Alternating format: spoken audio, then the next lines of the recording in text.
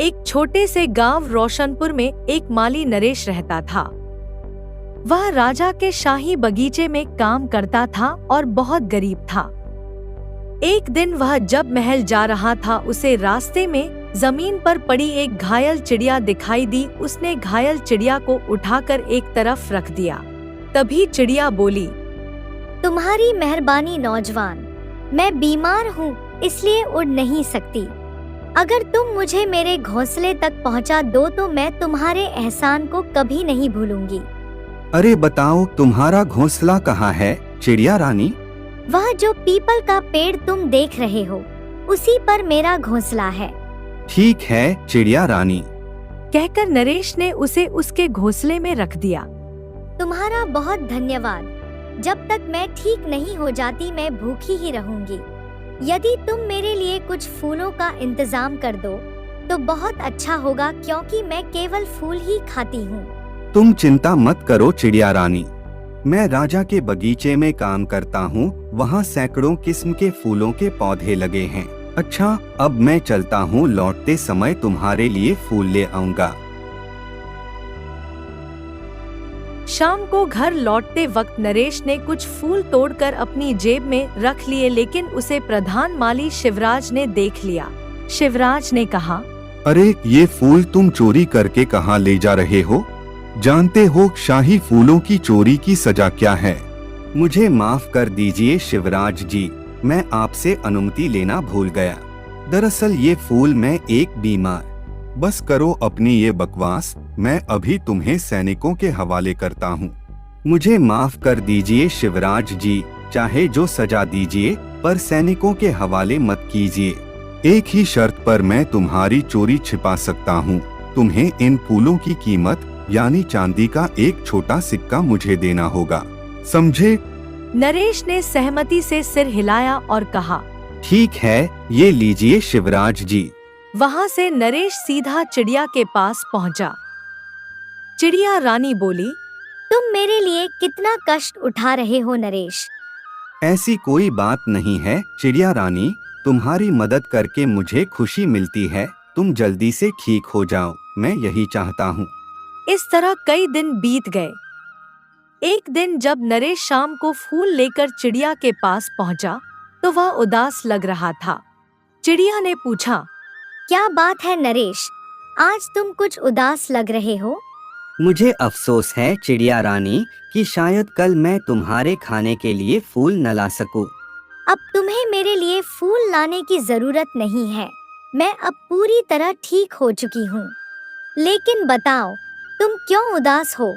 मैं जो तुम्हारे लिए फूल लाता हूँ, इन फूलों की कीमत मुझे प्रधान माली को चुकानी पड़ती है और अब मेरे पास कुछ भी नहीं बचा। चिड़िया ये बात सुनकर बहुत दुखी हुई। उसने कहा, मुझे नहीं पता था कि तुम मेरे लिए इतनी बड़ी कुर्बानी दे रहे हो। अगर मैं जानती तो तुम्हें ऐसा नहीं करने देती। तुम्हें स्वस्थ देखकर मेरी सारी चिंताएं दूर हो गई हैं। मुझे रोज मिलना मत भूलना नरेश। उस दिन से नरेश चिड़िया के लिए फूल तो नहीं लाता था, लेकिन काम से लौटते वक्त रोज उससे मिलने जाता था।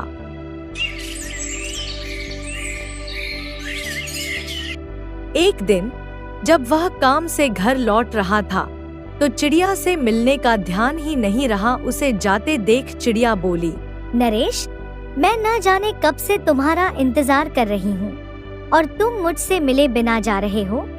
ओह चिड़िया रानी, मुझे ध्यान नहीं रहा। कैसे हालचाल हैं?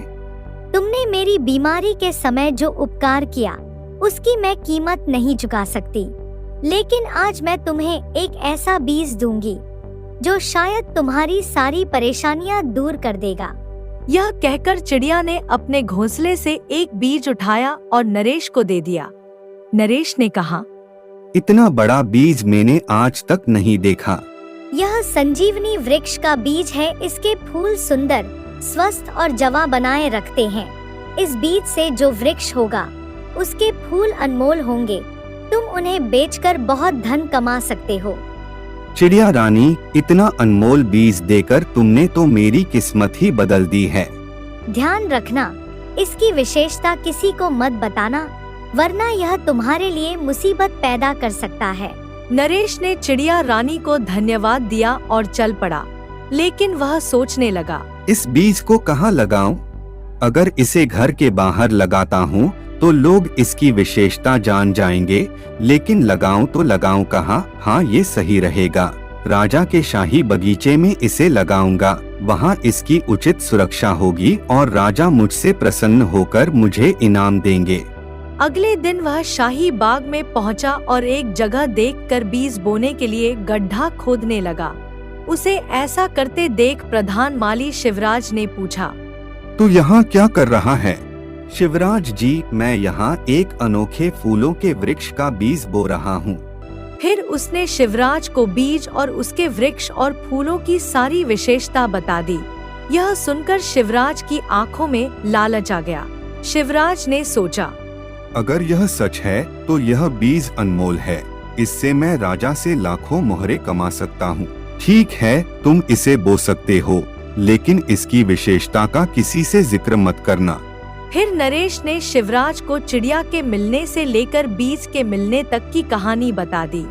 दिन बीतते गए और बीज से अंकुर फूट निकला। ठीक 30 दिन बाद वह पौधा एक विशाल वृक्ष बन गया।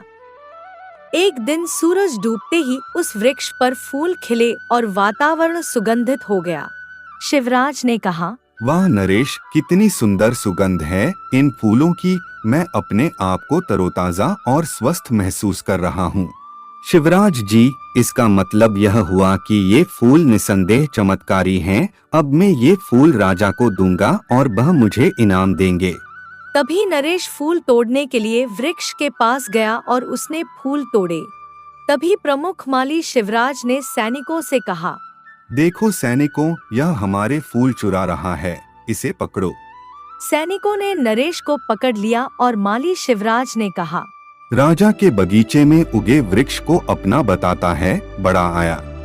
नहीं नहीं, मैंने कोई चोरी नहीं की, यह वृक्ष मेरा है और मैं इसके फूलों का हकदार हूँ। शिवराज जी, आप तो जानते हैं, लेकिन आप झूठ क्यों बोल रहे हो? सैनिकों ने नरेश को पीट कर अधमरा कर दिया और शिवराज उसे छोड़ने की बात कहकर वहाँ से चला गया। बेचारा नरेश अपने घर की ओर चल दिया। इधर नरेश सीधा चिड़िया रानी के पास पहुंचा और रोते हुए उसे सारी बात बताई। चिड़िया रानी ने कहा, मैंने तुम्हें पहले ही कहा था कि इसकी विशेषता किसी को मत बताना। सच में मुझसे बहुत बड़ी गलती हो गई। चिंता मत करो, हम इसका कोई न कोई हल निकालेंगे। उसी रात जैसे ही सभी सो गए, चिड़िया उड़कर राजा के शयन कक्ष में गई।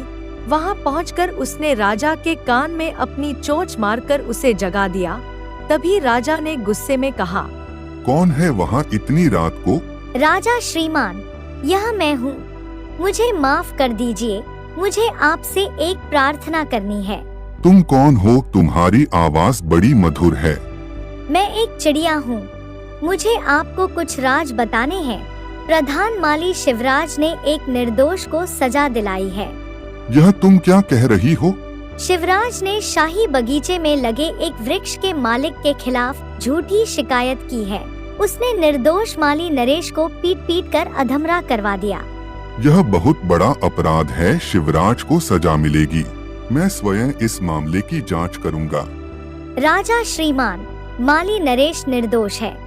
यह कहकर चिड़िया वहां से चली गई। सुबह जब राजा उठा तो उसने तुरंत शिवराज को बुलवाया। उसने माली नरेश को भी बुलवाया। राजा ने कहा, शिवराज, क्या तुम जानते हो कि रात को मुझे किसने जगाया? मुझे नहीं पता महाराज, में तो अपने घर पर सो रहा था। आप ही बता दीजिए कि आपको किसने जगाया। एक चिड़िया, उसने मुझे तुम्हारे बारे में बहुत कुछ बताया। क्या तुमने नरेश को निर्दोष पिटवाया था? मुझे माफ कर दीजिए महाराज, मुझसे गलती हो गई, मैं लालच में आ गया था। तुम्हारी गलती की सजा तुम्हें मिलेगी।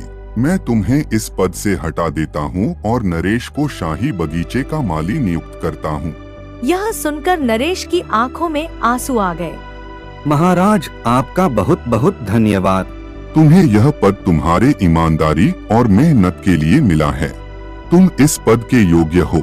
आप यह वीडियो कहां से देख रहे हो कमेंट में जरूर बताएं और वीडियो को लाइक करके चैनल को भी सब्सक्राइब कर लीजिए। धन्यवाद।